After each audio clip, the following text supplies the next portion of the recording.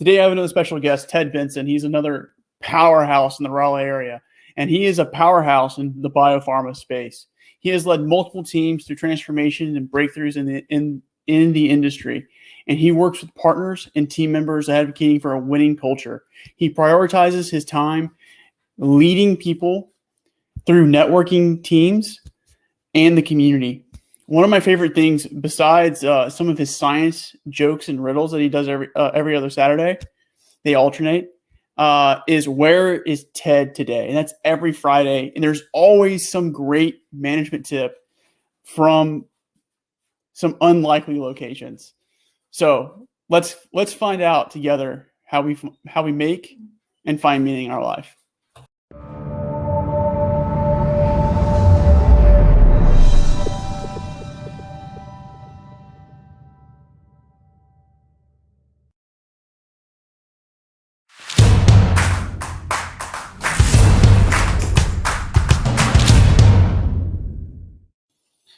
My man with a plan.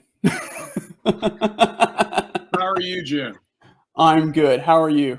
I'm fine, and I'm thinking if I ever need a publicist, I know I'm calling on you, because that was a great introduction. Thank you very much. I hope I can even begin to measure up to that introduction. No, you definitely do. And with my working around the Raleigh area and in the biopharma space, you were one of the first people who, when I was out during my military transition, someone recommended you, and you were prompt. You were you wanted to meet and get with people, and not only that, but you also did a lot of networking with Nate. And I can put a few links to that in the chat. So if you're ever looking in the Raleigh area, jump on some of those things. And Ted he's a great guy. So I appreciate that. I appreciate there's no remuneration here, just so everyone knows. Jim is not on my payroll. No, I'm not. No, I'm not on your payroll. You are now one of those people who I look on LinkedIn and I always see some content coming out. And just real quick, what's been your favorite Where is Ted Today? Oh, my favorite Where is Ted Today? I have to say it's probably the one that's everybody's favorite. Although I've gotten several different people promoting different favorites, but I think one of the ones that people really, really liked was me with the Spice Girls. I think for some reason that really clicked. I don't know. I don't know. I'm just a natural Spice Girl at heart. I don't know, but it was about knowing what you want, what you really, really want in a meeting, right? So many times, I mean, you and I and many people listening to this, I'm sure, have been at some point in a meeting where they're just like, what is the point of this meeting? Where are we going with this? I don't understand. This is such a waste of time. And it's because people haven't thought about it in advance, right? They haven't simply said, what's the purpose of this meeting? What is it that we want to get out of this? Is it something for me, my team, the organization? Sometimes it can take the form of an agenda, something very simple like that. But knowing what you want before a really important meeting, whether that is with the CEO of a company or with a member of your team, knowing what you want, what you really, really want, is really important. And the message resonated. I think the imagery resonated with people, because I'm standing there sort of blocking Mel B in the middle of Spice Girls, and her hair is sort of superposed above mine, so it's far better hair than I have ever had in my life. So I just think it hits on several different levels there, and people really seem to enjoy that one. Well, it was I remember that one, and I also recently remember the Woodstock one too. Oh yeah, right. And the way you tied Woodstock in with leadership, like feedback, and right. like just now, just like sit there imagining just playing myself, in front of playing an electric guitar in front of a speaker and just going. There you go. Yeah, anyway. Exactly. And it's little things like that. The whole point of those little vignettes, they're all about 2 minutes long. It's just to give people a real simple bite-sized piece of a leadership lesson that they can take away with themselves and use anywhere they want to in their lives. Well, this is going to be a little bit harder topic, and this is about how throughout the conversation, how we find meaning, how we find and make meaning in our life, and then to a point, how we wield it, and then how we share it, right? So the first question I like to ask is the dreaded interview question. Doesn't matter what interview you're in, whether a job or something like that, it is, Ted, tell us about yourself. I was born a small child. No, I'm not going to do that. In a land far, far away. Yeah, that's right. I think we were all born a small child, right? But anyhow, So I've been in a lot of different situations. Started out as an Air Force brat way back when. My dad moving around the country a little bit, not as many as some. So I brought up very early with a sense of mission and meaning in work and what that meant. The importance of family, of course, is a key point of that in terms of the personal development and growth. And then from there, went to, the standard route that all of us do, high school and college that many of us get to do if we're lucky. Then did some graduate work. I was able to teach for a while, which was great fun. I've been in academic research for a number of years. Then I was in a series of 3 biotechs and then startups, and then a series of 3 multinational biopharmas. And then on top of that, I started a small management consulting firm, ran that for a few years, sold that to my partner. And now I'm actually working as head of operations for another startup, this one in the clinical trials forecasting space called Diviner. It's at diviner.co. And throughout all of that, what I've tried to do is bring a sense of scientific understanding, scientific training to the workspace and to the tasks that we're trying to accomplish. And then as I've developed in my career, I realized how important it was to pull all these other team members in and work cooperatively and collectively and creatively in order to bring together something that's much bigger than any of the sum of the parts could ever be. So I suppose if you wanted to put a quick little bracket around who I am and what I do, it's technical work together with scientific expertise, together with human interaction, reaching out to people, helping people work together effectively as a team. And I think that pretty much summarizes it. I could go on and on, but nobody wants that, so I won't. No, it's perfect. No, I appreciate that. That was one of the best. Tell me about yourselves. Don't tell everybody else. No, I'm joking. What was a significant? So one of the things I would like to kind of dial in on is a significant memory from your time as a Air Force brat, because you said during that mission and meaning in work, and I really would like to maybe elaborate on that for a brief moment. Like, what was that significant moment that where you found that? Sure. I think here's the curveball I warned you I was going to throw you at some point, and I'm going to do it right away, which is that I actually push back on the idea of a meaningful moment. I don't think people are made in moments. I think that it's a succession of experiences that help define who we are and what we care about, what matters to us. And most of us have more than one aspect to our personality, right? I mean, there's the idea that we are just one thing, I think, is limiting and limited. I don't think it's accurate. I remember years ago when I was in college, I remember telling someone that I sometimes felt like I was a collection of mirrors reflecting back the influences of all these different people on my life in different ways, and bigger pieces for bigger people, or whatever, bigger influences on me. So I'm going to push back on the idea that there was a single moment. I will say that there were a number of different important influences on my early life. And as there are for all of us, family, friends. I remember a fantastic family friend that my parents had met when they were just dating, who remained part of our family life for years. We would see her from time to time. Her name was Yuki. My parents had actually met and married in Japan, of all places. My dad is part of the occupation forces over there in the late 50s. Still, they had occupation forces in the late 50s. And my mom was there teaching dependent children of people who were stationed at the air base there. And so they met there and were married. And one of my mom's best friends was a Japanese American woman named Yuki, who also taught alongside my mom.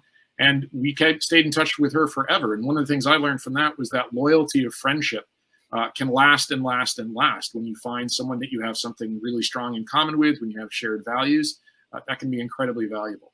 So I learned from Yuki hanging out with my parents over the years. That was an important thing. And that wasn't in one particular place. That was lots of different places we went over the years. And then I learned from my father, of course, the enormous dedication of a career Air Force guy. He served both as a non-com and a commissioned officer. And now you're immediately thinking, wow, he rose from the ranks. Actually, he went the other way. And this was a really interesting lesson for me as a child as well. In the mid to late 60s, they had a lot of officers. And so by the time they got to the 70s, they said, we got to clear out some of this brass. And so what they said was, look, we don't want to throw you guys out like the dishwater. We think you guys are great, but we just don't need as many navigators, because they were creating all this electronic instrumentation, right? You didn't have to have a guy sitting in the cockpit on these big bombers and on these big airlift command, Max, Strategic Air Command, all these guys. You didn't need these guys sitting there doing cargo or strategic work as a navigator. And so they said, we're going to take these navigators and we're going to get rid of them because there's too much brass and this is an obvious category. It's all getting automated.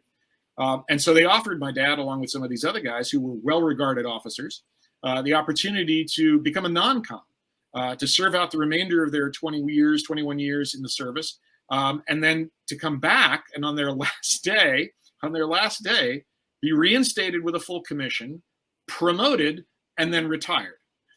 That must have been before the big three. Yeah, right. I mean, it was a fascinating development, and it was really interesting. And I remember the debates my mom and dad had about this. Should he just leave the service? Should he just stop being with the Air Force? Should he retire at whatever it was at that point, 10, 12 years in, or stick it out?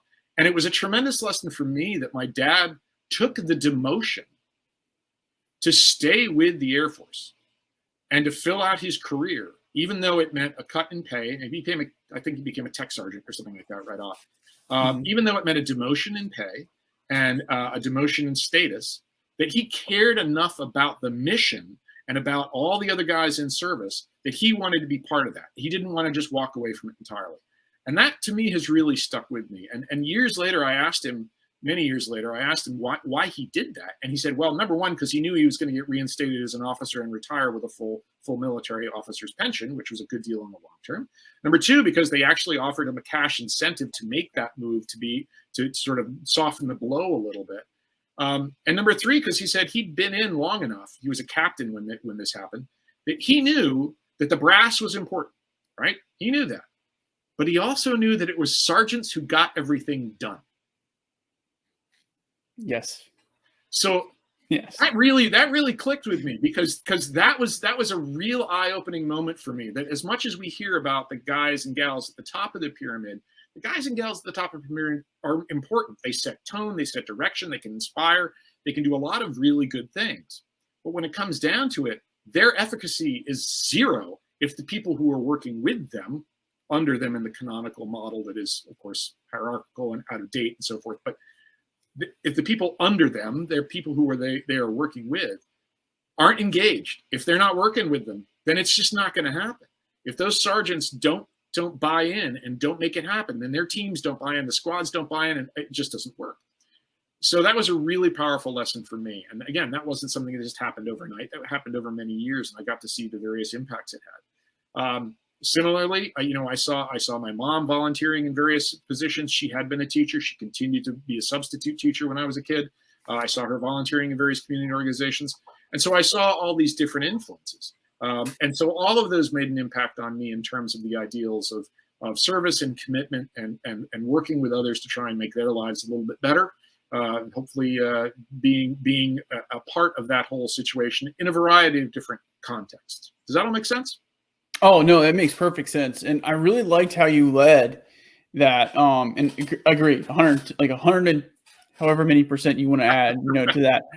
Life is a collection of different events, spot on. And some people are like, will point to a moment, like a catalyzing moment. Some people realize it's a series of catalyzing moments, right? That build into it. And what I really liked was the collection of mirrors reflecting. That was really that was like I was taken back to Nietzsche for a second. So like I really like that, and I guess you start to kind of see that the taking care of people. I would say your dad's imprint, and let me know if I'm off here. Your dad's imprint of doing the purposeful work, right? Like the meaningful work, even if it means taking the demotion, right? Now, if we look at your career path, it's not like your dad's, and you didn't go gold. You didn't go gold to green. You went from biopharma to biotech. Like you did some startups, some major companies, and then some consulting. Would you mind maybe elaborating a little bit more on how maybe that has played out in your life? That mentality of going caring about the cause. One other thing I should have mentioned, and I'm going to tell you a story and come back to your question. Perfect. Really, I swear I'll come back to it. But is that I do think sometimes we take ourselves, we don't take our responsibilities to others as seriously as we should, and we take ourselves a little too seriously. I'll give you an example. When my dad did make the transition from captain to sergeant, he happened to fly back through a base where there was a guy there, Robbie Clark, who is a dear, dear friend of my dad's for decades, and is still a friend of the family's. Robbie Clark, who was a sergeant, and he came through this base where Robbie was stationed. My dad walks in his sergeant fatigues, and Robbie Clark looks at him and he goes, "Damn," he says, "I don't know how to tell you this, but you are a dead ringer for Captain Benson, a guy I know, Captain Benson." And my dad looks at him and with a completely straight face says, "Well, sure, he's my twin brother." And he led Robbie on for a good 5 minutes before my dad finally broke down and started laughing and revealed that actually it was him. And then, of course, he had to explain the whole situation. But think about what that says about how we project ourselves, right? A lot of us get too self-serious about ourselves, right? And that can take a number of different forms, right? It can take being stuck on status. It can be stuck on being a title, whatever. We have to take ourselves a little more lightly, right? I mean, that's why I did the Where's Ted Today piece, right? And I do think that's an important lesson. Take yourself with a little grain of salt, right? I mean, maybe I'll never be CEO or maybe I'll never be president of some giant organization. That's okay, because I want to do it my way, which is to lead with some levity and to lead with some lightness. I think taking yourself too seriously it just leads to toxic behavior. It leads to being too focused on status and presentation and so forth and so on. Now, getting back to your question, please repeat your question. Oh man, you completely derailed it. No, yeah, I warned you. So how has that mentality affected you moving in and out of the biopharma and biotech spaces between startups and big companies? To that point, right? You have to be willing to experiment. You have to be willing to take some risks, right? I mean, in every position I've ever been in, I've had opportunities to fail, which I hate. I don't like to fail. I really don't like to fail. I don't like to screw up. I don't think any of us do. But if you're never failing, then you're probably never really risking anything. You're probably never really putting yourself in a position to learn. There's a diagram years ago that I saw that was it was like a bullseye, right? Bullseye logo, like a Target logo or bullseye sort of thing. And the center one said comfort zone, and the next one said growth zone, and the next one said overwhelmed zone, right? And so our natural tendency is to hunker down and stay in that safe space, right? Particularly if we feel stressed, and Lord knows who hasn't felt stressed in the last 2 years. It's a completely normal thing to feel stressed. When things are not good, you should feel stressed. That's a normal, healthy response. But if all you do is pull back and stay in that comfort zone and you never get out of it, you're never really growing. You're never really experiencing all that you could experience, and you're never really becoming who you are capable of becoming. That requires getting into that growth zone, which is approaching that overwhelmed zone, that overreach zone, right? And sometimes that zone is really narrow. And sometimes it's really big. It depends on what you're doing, right? And how you're doing it. So I think that sense of not taking yourself too seriously, being willing to take risks, believing in the meaning behind what you're doing is really important. I mean, I walked away from my job at a local CRO specifically because I had the opportunity at another company, at GSK, to learn a whole lot about the change and culture space and working with people and helping enable their success. I'd already worked my way into management. I was seeing these kind of really positive things. I really wanted to take what I had learned and do it as a management consulting job and do that. And so I started do it the way that I thought it should be done. And so I started my own company, and I did that for several years. It was a great experience. After 3 years, it was time for another change. So I sold that company and moved on. But the key piece here was in willingness to take a risk, not take yourself too seriously, stretch yourself, learn, and just keep trying that. It's not something that I don't think any of us are ever done. Like we're complete, like we're finished. I don't think that's the way people work. I think we're constantly learning. I mean, if I ever reach a point where I think I'm done and I'm finished learning,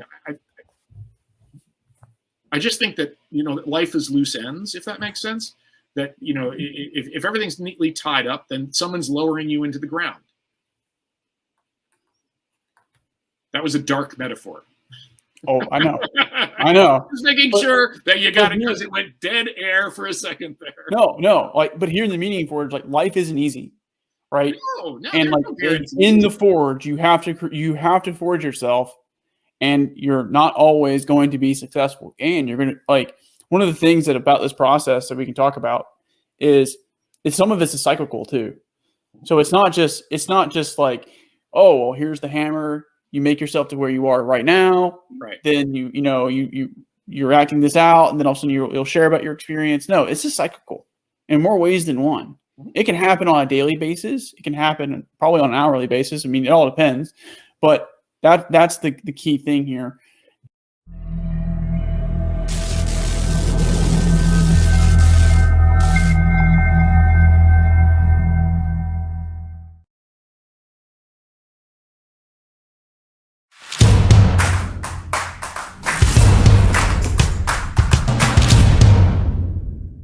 I was going to say, but that music, I feel like I've been dropped into like one of the battle scenes of Lord of the Rings or something like that. Helm's Deep is about to happen. Anyways, one of the finest battle scenes in cinema history, if I do say so myself, next to Minas Tirith. So next to what?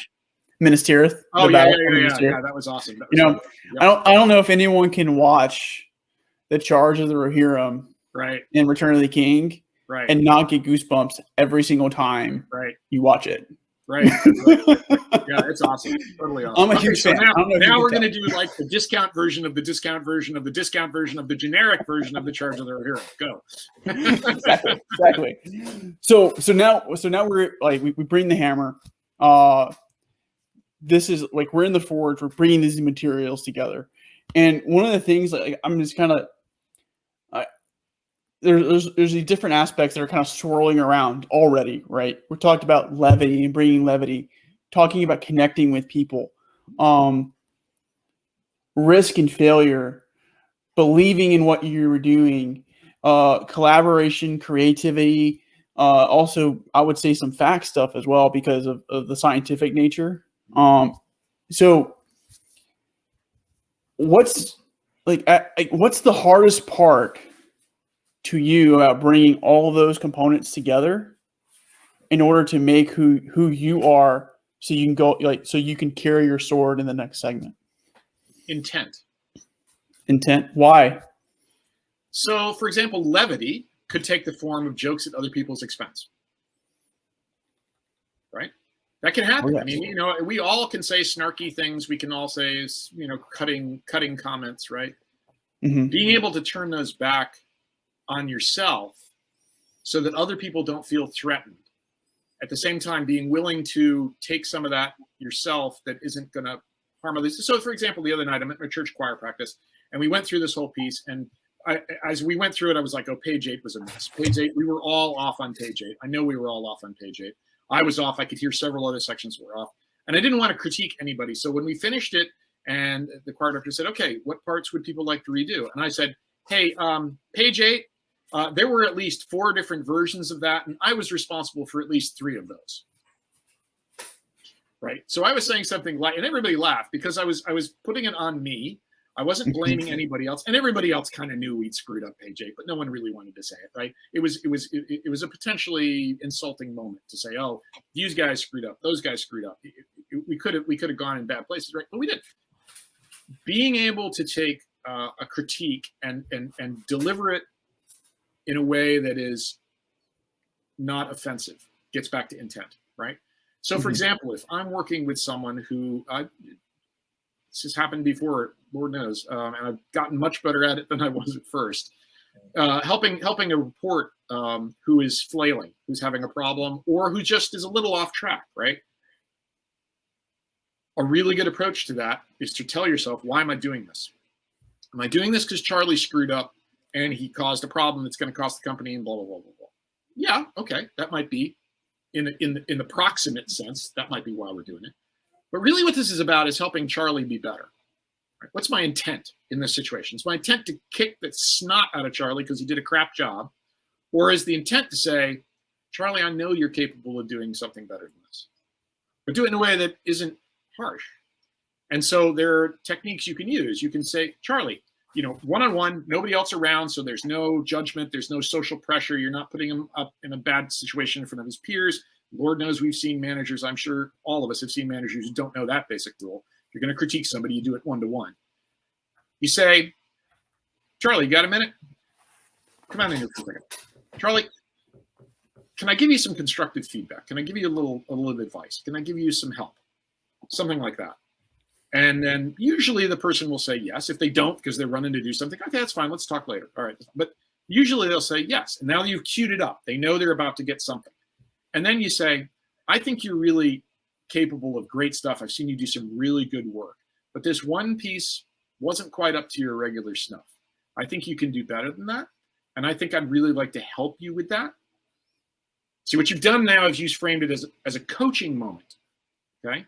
It is incredible, and this is why this is the difficult part, okay? For most managers, they have operational, procedural, or process, and clear-cut deliverable goals.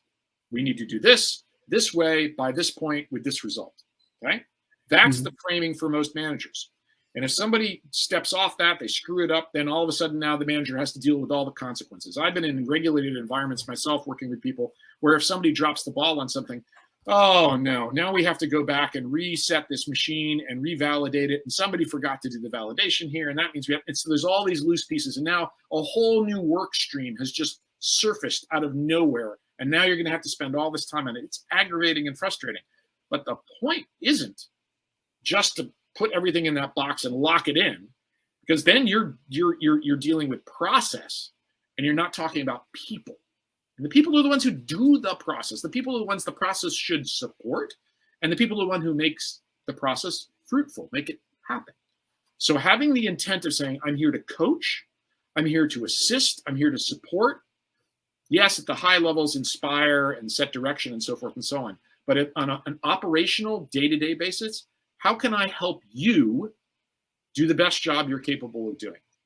Both for the immediate term operational issues, etc., but also for your growth as an individual. One problem I faced in one place, I had a guy who was misfiring. He was a great guy. Turned out he was just distracted and getting pulled off all of his other stuff by legacy work he had done for years that other people were just coming to him for.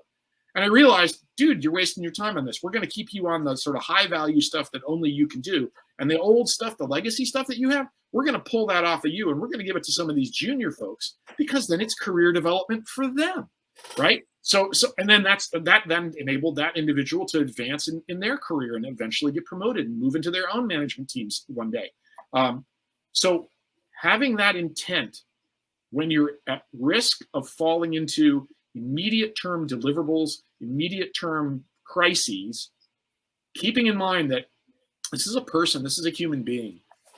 If they're not functioning well, either the process is broken down, or there's something that's not supporting them in the process, or they're unaware of the issue, or they're distracted, or they're underperforming for some kind of reason that is not typical of them, and that you can help them through. And therefore, the role of the manager is to assist, is to help.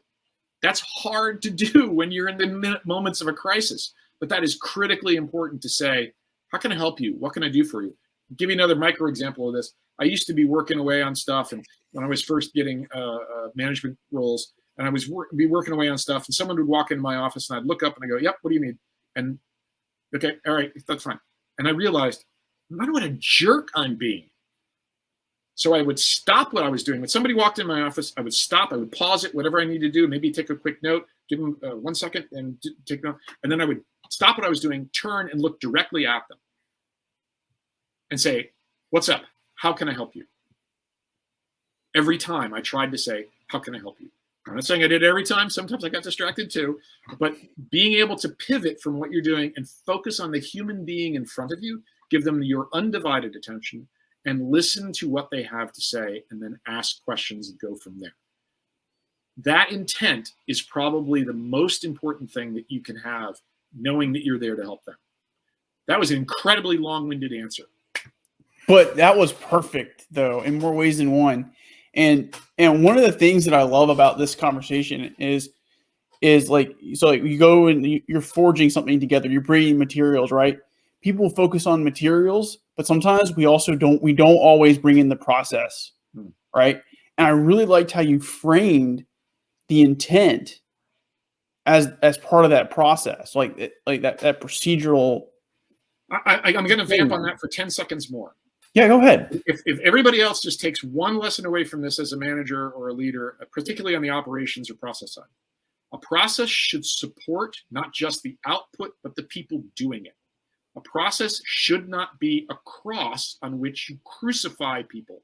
It should be a support to help them achieve. Mm-hmm. Not that I'm passionate about that. Well, no, it's really interesting too, because like we're going to have to revisit this a little bit as we get into later topics, just because the intent, the process supporting the things, it's the process supports the materials. So you don't want to do certain processes for certain materials, and you have to be able to kind of navigate that. And of course, there's trial and error and some failure and some risk, because maybe you're going to take a risk on our process. Yep. And I really like that answer, and that was on it. So we will now go to the sword. That was perfect. Thank you.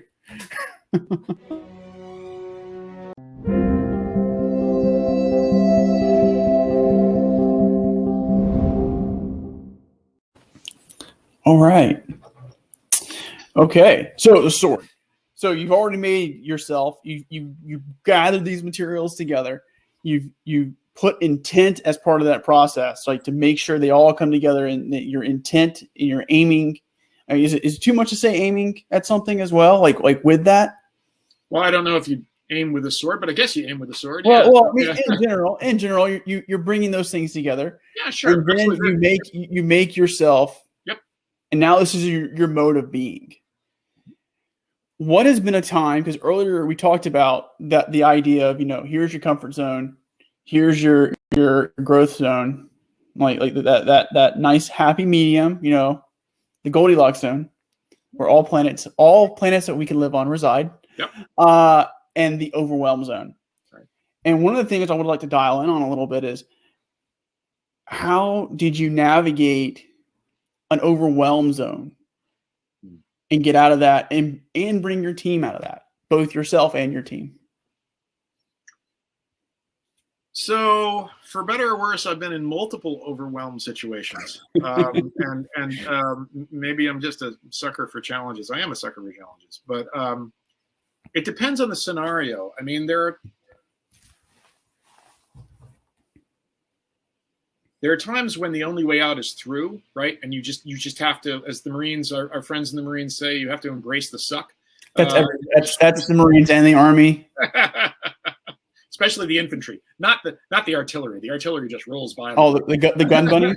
Oh, absolutely not.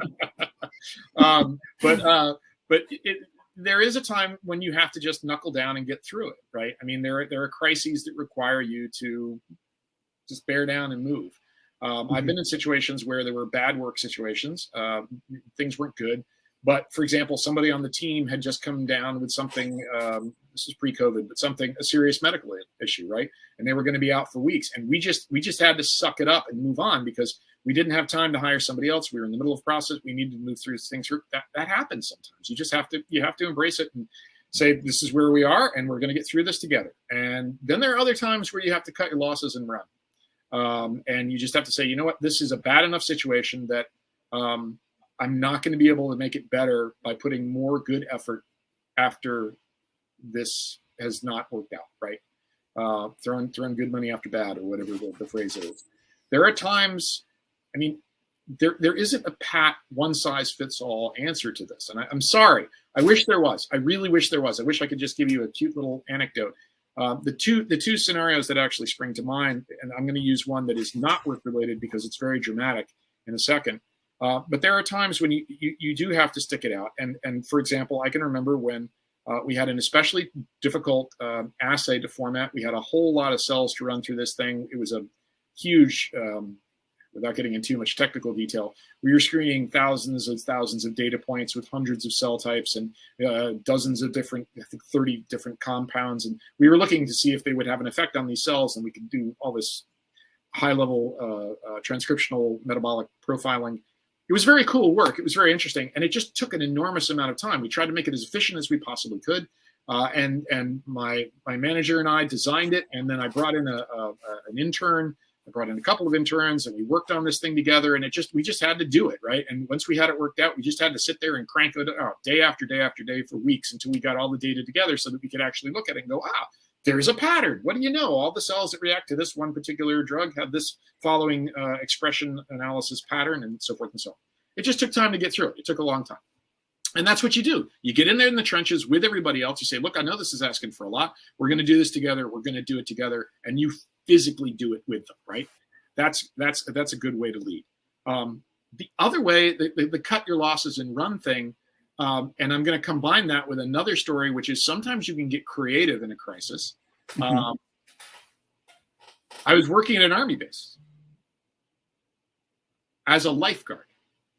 It was a summer job. Which Army base? Seneca Army Depot, upstate New York. Okay. All right. So it's been closed for a few years, but this was when I was in college. So I was a lifeguard. I was working there, and we had a marina there that we also rented boats. And so I was working in the swimming area and working with all that. And they also had a marina. And so one of the guys there who was more experienced, he was actually he was a sergeant actually, and he was helping run the marina. He was this wiry guy, really muscular, really smart, funny guy. And he was running the marina, and he said he would teach me how to sail. He would teach me how to sail. So we went out a few times. One of the times we went out, not the last time we went out, we were out there, and this was on Seneca Lake, 60 miles, 30 miles long, 6 miles wide. It's a pretty big lake. We get out there in the middle of it, late afternoon, because it was a day when there weren't a lot of people. It was late in the day, and there weren't a lot of people renting. So we're taking the boat out, and he's showing me how to sail, and we're doing all this stuff. And we noticed that the boat's riding a little low in the water. I make a very long story very, very short. The boat was taking on water, and eventually it capsized. We got it back up, and it was running even lower in the water. It capsized again, and at this point, it was actually under the water. The boat was actually sinking underneath us. This is like a sunfish kind of thing, a little bit bigger. Yeah. But it was done. There was no staying with the boat. There was nothing we could do. So we had our life vests on, thank God. And I was a very strong swimmer at the time, and he was a reasonably strong swimmer, but he was very, very wiry, as I told you. And the water was cold. And after about an hour and a half in the water, swimming towards shore 3 miles away, he started cramping up real bad. And I could see the hypothermia was setting in. He was pale. He was just cramping one after another. And Jim, I had a terrible, terrible moment because I realized that if I kept going with him with the sun going down, he might not make it to shore. And if I tried to pull him the whole way, I might not make it to shore either. Whereas if I took off for shore by myself, I had a chance of making it. And then I could get help and come back for him.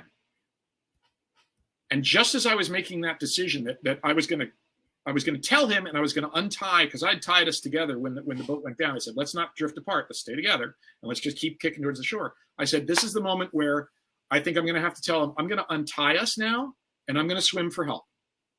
And we're going to come back. I'll get back as soon as I can, as soon as I possibly can.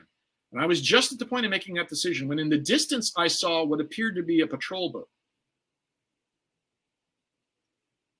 And so I took a creative moment. Putting my head towards the shore, I kicked as hard as I could and kicked up a plume of water up into the sky, as hard as I could, as high as I could. Not wasting the energy, still facing towards the shore, but kicking as hard as I could, as high as I could. 2 minutes later, that patrol boat came by and picked us up. Okay, that was a situation where I had made the decision in my head I was going to have to get out of it because I couldn't save the situation as it was currently constructed. And then the opportunity presented itself to get out of the situation even more creatively. I just had to make a signal. I had to get them to see us, and maybe it wouldn't have worked, but as it did, it did. So there are times when you have to power on through, you have to do what you need to do, and you have to make sure that you lead people through example. And there are other times where you have to think creatively and think, how else can I get through this situation? Is there a way I can change the dynamic? Is there a way I can change this equation to drive a better outcome for everybody involved? And thank God that worked. Yeah, and that's, I really like that too. So the kicking the plume. The good news is, most people on boats, if they see a huge plume in the water, they're gonna go check it out because that's like a big fish or something like that. Especially they're a bunch of fishermen. Right. Like I can't tell you how many times I've been out in the ocean, right? And all of a sudden it's like you see like the splashing in the water, and you're going, "Oh, there's something over there. Let's go see." And Yeah, that's it's right. like a That's right. school of fish or something. Yep. Right. Exactly. Typically what happens, and that's really great. And that goes back to that creativeness that you're always looking for. Change the equation. Another completely spurious, ridiculous thing. Years ago, I was at a little startup called Affinergy, which was in the incubator space over at Becton Dickinson over here. They used to have a wing of their building that they had incubators, so they let little companies go in there. And Becton Dickinson had this thing once a year where they had a big juvenile diabetes raffle, and they would raffle off various things. And I wanted to support juvenile diabetes. So, I bought some of their cookies. They were doing the bake sale. And then I asked them about the raffle things. And the raffle things most of them were like $1 or $2, right? Yeah. They were like, get a car wash or get this other thing, right? There was one item that was $10. It was $10, Jim. That item was 3 nights at a beach house. And so I waited until the very last day. I did this deliberately. I waited until the very last day. And I went in and I said, so how many have you sold of this? Oh, that's great. How many of the beach house chances have you sold? And they said, oh, well, that's $10. And I'm thinking, yeah, that's a lot more than anybody else is going to pay for anything else here. Well, that's 10. We've only sold 10 of those. I pulled out my checkbook. I said, give me 10 tickets. I wrote a $100 check. Every other name in that bowl was me. And lo and behold, I won it. Playing the odds, man. Playing the odds. Because I could actually influence the odds of the game. Now it's chance. It was a perfectly reasonable cause. If I didn't make it, fine. I'd give $100 to diabetes research. I don't have a problem with that. As it was, I won it. Not only did I win it, but the really nice guy, Dave Montgomery, who was volunteering this beach house, I started talking to him, and he goes, "Oh, your kids are the same age my kids were when we bought that place 20 years ago. Tell you what, why don't you take it for a week?" So I got incredibly lucky, right? Because I decided to change the odds. I decided to change the game that was being played from random odds to something that favored me. And then as it happened, it got even better. So, sometimes you have to be willing to view the situation and twist the odds, change it in some way, because that way you are able to have a better impact. Things will go better.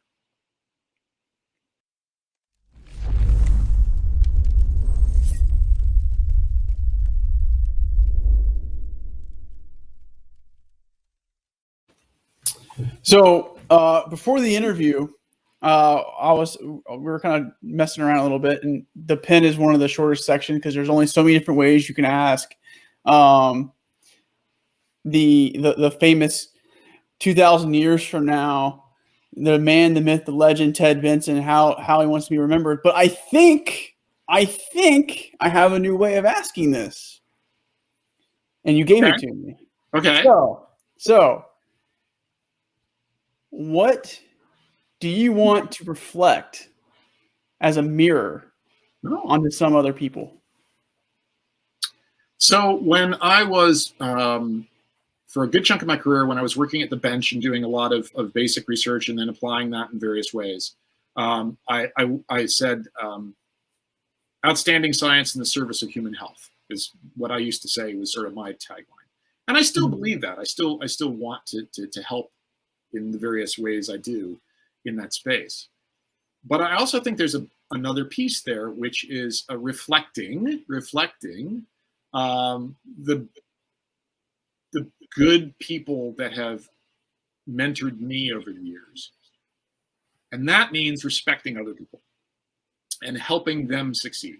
When I think, and I suspect most people listening to this, and you I suspect as well, will recognize that, we've all had good mentors and we've had some bad examples too, right? We've seen people who really can't lead or really don't know how to mentor, or they're just not really nice people dealing with others, and they don't get as much done. the really effective people are the people who can engage with others and help them, as I say, achieve, help them grow, help them be really successful. And then, if you're aligned with those people and they're all together working on a team, then the whole team succeeds. And eventually those people are successful and they want to move on to other things. That's fine. They do. You shouldn't want to trap people, right? You should help them achieve what they're capable of achieving. And if that means they leave your team, they leave your team. That's part of the price you pay for unleashing people's ability to grow, right? So I think the short answer, although I'm tempted to make this a really long answer, just to stymie your standard expectation, and certainly making a long answer is not a challenge for me. But I think that reflecting back the best of the people I have had the privilege to work with.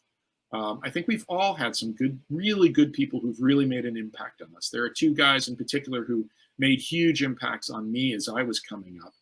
John Moore at GSK, Paul Hamilton before him at a couple of different companies. Paul actually hired me into one company, and then I got him hired in another one. And they're decent guys who focus on science for sure, but they also focus on helping people grow and helping people achieve and helping people become better at what they're trying to become better at. If I can reflect even a small amount of that back, then that's a huge success. Because, Jim, I want you to be as successful as you're capable of being. And I don't mean that just financially. I mean, I want you, because you're talking about meaning, because you care about meaning, I want you to find that sense of meaning in a variety of ways, whatever works for you. It's not Ted's meaning or Paul's meaning or whoever's meaning. It's your meaning. You have to construct it yourself from the influences on your life.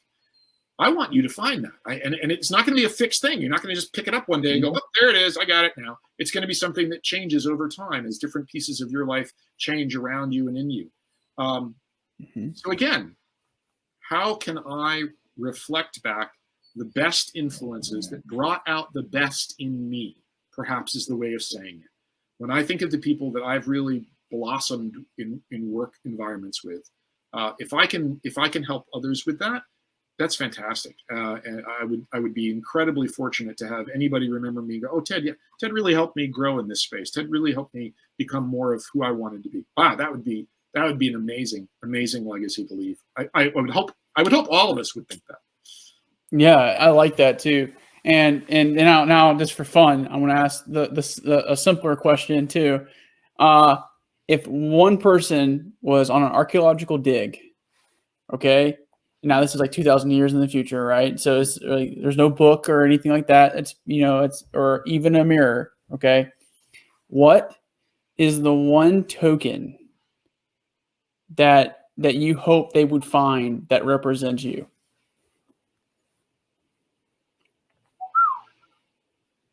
That's a tough one. Yeah, and I'm pushing you hard on the one because we don't know how much we'll survive, and science can prove that. For sure, we don't know how much we'll survive. That's absolutely true.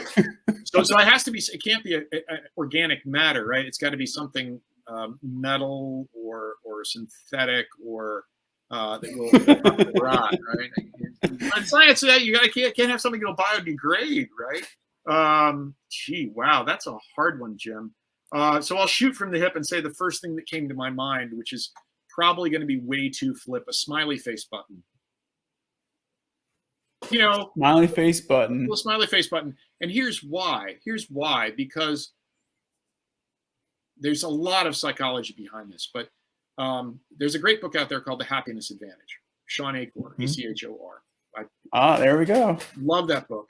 And it's about success stemming from happiness, not happiness coming from success. We all think this brass ring out there, if we get it, we're going to be happy, right? Whether it's the promotion or a personal philosophy or whatever it is, we think if we just get that thing, then happiness will flow, right? More money, that'll make us happy, sure.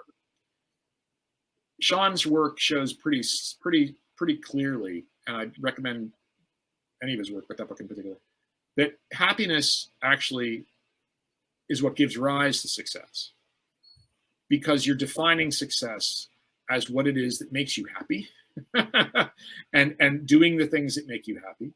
And you're not just trying for that brass ring because it's a brass ring. You're doing the things that grow out of your happiness.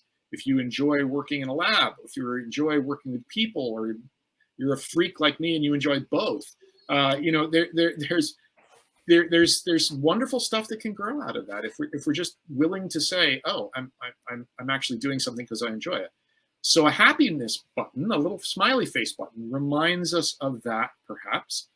It also reminds us not to take ourselves too seriously. And it also reminds us that, if you can give someone some happiness, and this gets back to a quote that's been attributed to Maya Angelou, among others, and that is that people will forget what you say, but they will not forget how you make them feel.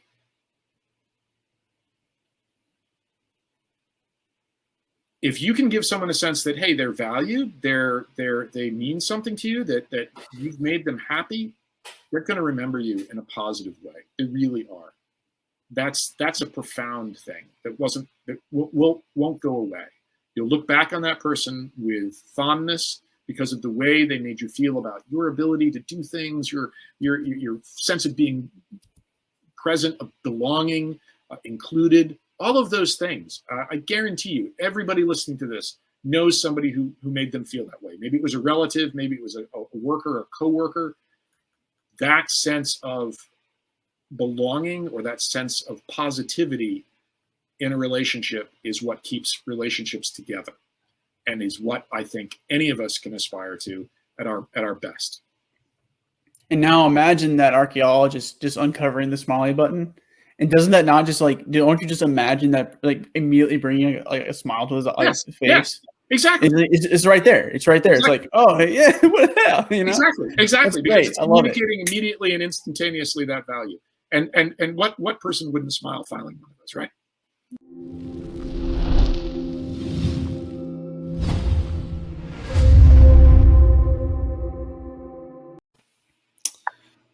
All right. So the crown is I wanted a different approach with this one, and because one of the things that I kind of want to ask you away from the norm, because normally I would say what's the burden, what makes you excited about leading and stuff like that, because I think it's clear and evident that you're excited about leading. There's a burden there, and it's making sure that people are being lifted up versus the process beating them down or these things. One of the questions that I really want to ask you is, so here at Meaning Forge, we talk about forging individuals, and I'm of the idea that you have to forge the individual, and that individual can navigate through the community, right? And that could always be perfect, and there's some give and some take there, right? How would you reconcile leading the individual versus leading the group? Okay, that's an interesting question.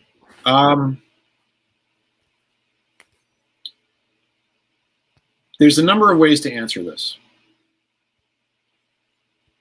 I think what I'm going to go with is, when you're leading an individual, I think it's very, very powerful to understand that individual's motivations and to speak to those motivations directly.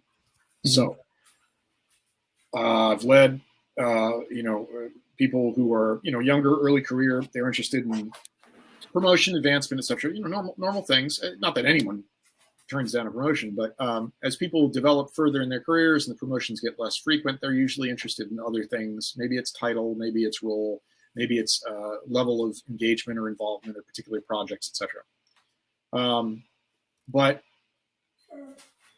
group leadership, leading a group, so that's very much about individual motivators, okay? And you can do that in the aggregate, right? I've done that. You can poll a group and say, what is it that motivates you in this situation? And you'll get an aggregate body of them. Oh, okay, most people think this, most people think that. Okay, that's fine.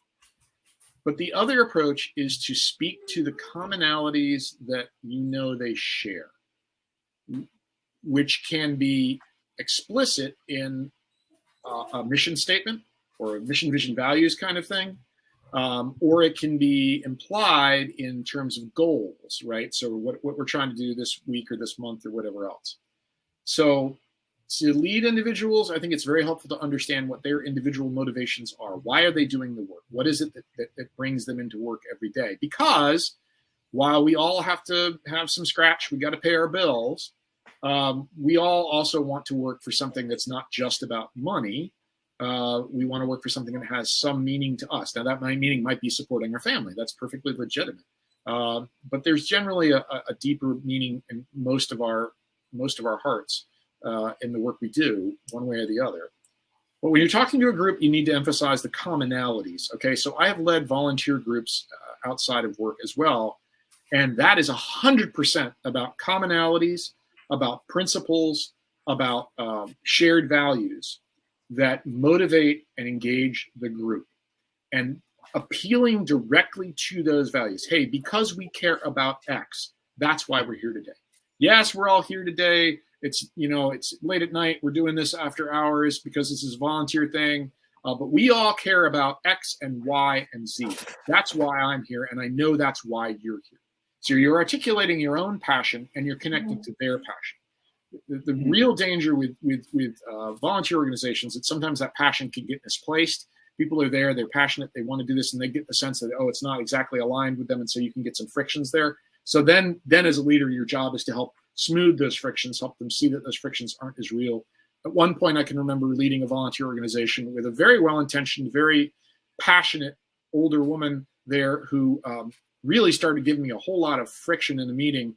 And eventually I just said, you know what, why don't we call a 5-minute break, and you and I'll go out into the hall for a second and have a little conversation. So we'll figure this out. We won't bother everybody else with that. Is that everybody okay with that? Because I was chair of the group. So everybody said, yeah, that's fine. So she and I went out into the hallway, and I said, okay, tell me what you want to tell me. And she just lit into me, and she was 5 inches from my face yelling at me. She was passionate about this volunteer activity, and she was angry, and she was giving it to me, boom, boom, boom, boom, boom. And she got through all this, and she finally stopped. And I said, okay, have you said what you want to say? And she said, yes. I said, okay. And then I went through and very calmly said, what you heard about this wasn't accurate. What you heard about that wasn't accurate. This was a misinterpretation. This was a miscommunication. I went through several layers here, being very calm to explain it to her, and just saying, I think you've been misinformed. I think you've heard things that weren't right. I think some assumptions were made by some people. So that's not actually happening here. And I'm happy to work with you on this. And you know what she said to me, Jim? She said, why the hell didn't you tell me that earlier?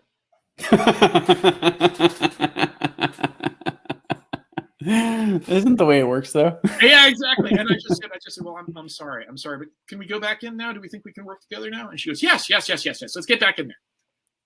Right.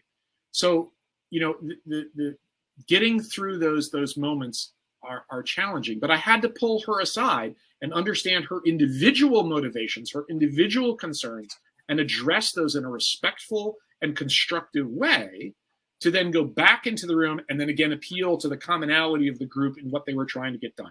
So individuals focus on the individual motivators and goals, and groups focus on the commonalities that are shared by the group that are often definitional. You're in this group because you want to help with X.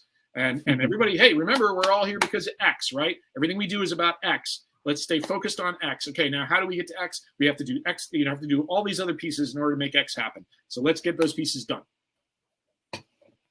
Love it. I really liked how, because one of the hardest things is to approach that situation and calmly do that. And I can tell you I have failed at that, and I've succeeded at that in the exact same breath. And here's the thing. What motivated me, right, in that situation was I needed to resolve this, because we were never going to get X done if she was a loose cannon causing all these problems. I needed her to calm down and to engage constructively. And she wasn't going to unless I got with her, we figured it out on our own one-to-one, and then we could come back and get working on X again. But my evaluation of how important X was to me motivated me to try and help her out. And also, I don't like to see somebody upset, particularly for no reason. I mean, when this was obviously not reality, there was something going on here. I needed to try and figure this out. And if it had been real, I would have tried to figure it out and tried to help her and whoever it was she was having the problem with figure out what was going on. Because, again, that's how we get X done. And X is why we're all there, right?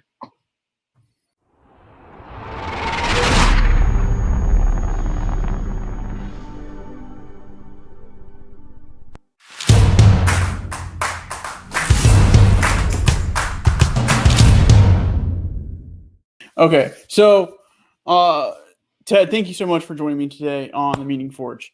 And I really, really liked the different approach to some of the questions and in your perspective. It was really useful. We can see the years of working with people, of your aim, your levity as well. And undercutting some of that is some seriousness too. Like in the way you're able to navigate that is extremely admirable. And so thank you for coming on today. And just to kind of a quick little, thing, summary here. And the hammer, we talked about intent, and that kind of being the process that everything is coming into and supporting. Mm-hmm. Then in the sword, there was creation, and sometimes you just got to power through. Mm-hmm. And I really like that too. And then the pen, smiling and the influence of other people, like reflecting the influence of other people, which is really important too, because everyone has, at some level, we are a collection of things. You would say a collection of reflections, a collection of archetypes, however we would want to phrase that. And then the crown, navigating both individual leadership and group leadership, knowing the values of the group and having that higher calling in the group, and then also knowing the individual motivators. And I would even go as far as make an attempt to nest those two together sometimes. Sure. And that was kind of that was also put into that example that you gave in the nonprofit. It wasn't a nonprofit, right? Okay. So, really quick, what is your favorite tool in the Meaning Forge? The hammer, the sword, the pen, or the crown?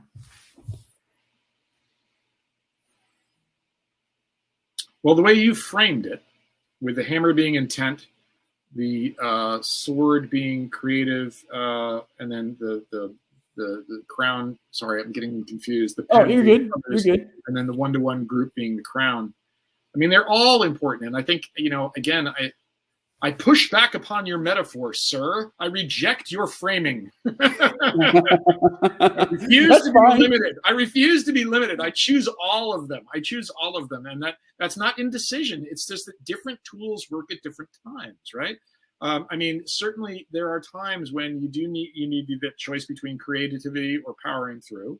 The reflecting the best characteristics of others who brought out the best in me, right? That's critical. Mm-hmm. Thinking about the times you've been ashamed to be who you are, and thinking about the times you've been really happy to be who you are, and what those people were, who those people were that brought that out in you, and how they brought out that goodness versus that not so goodness. Don't work with people that don't bring out the best in you. That's a really important lesson. One-on-one and group, again, that's really important. If you're forcing me to choose one thing, if you're forcing me to comply with your arbitrary construction here, my show, my rules. It has to come back to intent. It has to come back to intent. So if we're framing the hammer, then that's the hammer. But the hammer is me. The hammer is on me. The hammer is not on somebody else. I would never use the hammer on somebody else. I would use it on me. Why am I approaching this situation the way I am? Is my intent to dominate, to control? Those are bad things, okay? To encourage, to engage, to enable, to empower, to equip. Those are powerful things. Those are good things, right? All too often, I think we find when we're, particularly for leaders, that, we feel like we need to control. We need to lock down, and we need to make sure that, oh my God, as a scientist, you're trained to control every variable. You go into a tissue culture hood, you design something, every single thing in that hood, you know the purpose of, and you know it's going to work right, because anything that's off is going to screw the whole thing up, right? So particularly for those of us coming from a technical or scientific background, that can be a real challenge to be able to say, this isn't about control, this is about enabling. This isn't about limiting, this is about equipping. This isn't about restricting, this is about empowering. Intent. Every single one of those is about intent. Why? So in other words, you're bringing Thor's hammer to the fight. Yeah, but I'm not using it on other people. That's the key. I agree. Not using it on other people. A leader uses that discipline. Leaders eat last. Leaders have discipline. Leaders say to themselves, am I doing the right thing for my people? And if I'm not, why am I doing this? I really love your perspective. And normally I actually ask that for the sword, because I always ask, do we use the sword and the pen the same way? Right. Or do we use it the right way? And I really liked how you brought the hammer in with that too. So that's perfect. And then this should be an easy one. 3 favorite books. It can be any genre, anything. 3 favorite books that have inspired you. I've already mentioned The Happiness Advantage, right? Yes. Which I think is an incredible book. The other 2, Talent is Overrated is a wonderful book. And I'm sorry, I can't remember the author's name, but Talent is Overrated, where the author basically says, talent is just an illusion and an excuse. We say that this person's incredibly talented, that's why they can do what they do. No. They worked at it. They engaged in deliberate practice. They worked at it. They got coached. They held themselves to high standards, and they developed their skill to this point, right? So that's a good one. So The Happiness Advantage. The other one. So the third one that occurs to me. This is really strange. This is an odd one, and you may or may not have known it, and I really can't remember the author. It's a very small book called Extraordinary Delusions and the Madness of Crowds. And it is about things like the tulip craze in the Netherlands. It is. Oh yeah, that's in 1600s. Yeah, the bubble. It is, exactly. It is about the tulip. Yeah. It is about the what was it? The the French South Seas companies or something like that. So these it became a bubble. Right, these economic bubble things, right? And I'm not trying to bash on Tesla. Well, okay, I am a little bit, but or Bitcoin, not just a little bit. But the things it tells you about people's behaviors, that people who are thoughtful and careful and judicious and rational can get caught up in things that make them completely irrational, making decisions that have no basis in foundation in reality. Yeah, Extraordinary Delusions and the Madness of Crowds. It's an old book. There's a couple of different versions of it. Get the small one if you're going to get it. You don't need to read the big one. The little one's fine. But that's a great book too. Yeah, and again, talent is overrated. It's recorded. We got it. Yeah. We got all 3 books. Yeah. It's recorded. Yeah, they're interesting. They really are. I mean, you and I could go on about Nietzsche as well. I mean, there's so many. His will. Which one is it? Is it Will to Power? Which one is it that has all the aphorisms one after another? Maybe it's Zarathustra. Beyond Good and Evil. Beyond Good and Evil, right? It's just aphorisms the whole way through. It's extremely thought-provoking. And you don't have to agree with the dude. That's fine. Don't agree with him. I'm not saying I agree with everything he said. What I'm saying is there's some really thought-provoking stuff in that. It just goes on and on. And when I bought that book home from college for spring break, my mom saw that, Beyond Good and Evil, and the other book I was reading for that class at that time was The Antichrist, and she got very concerned. Nietzsche. What are they teaching you at that college? Oh man, it's good though. We can definitely go on, but now it is time for your final words. Because again, I say it all the time on the outros and stuff like that. I don't have the final word. My guests do, and the reason why is because I want this to be like somewhat of an intimate moment that you can have over YouTube or something to that effect, the best that we can. But this is you talking to people, and your final words of wisdom.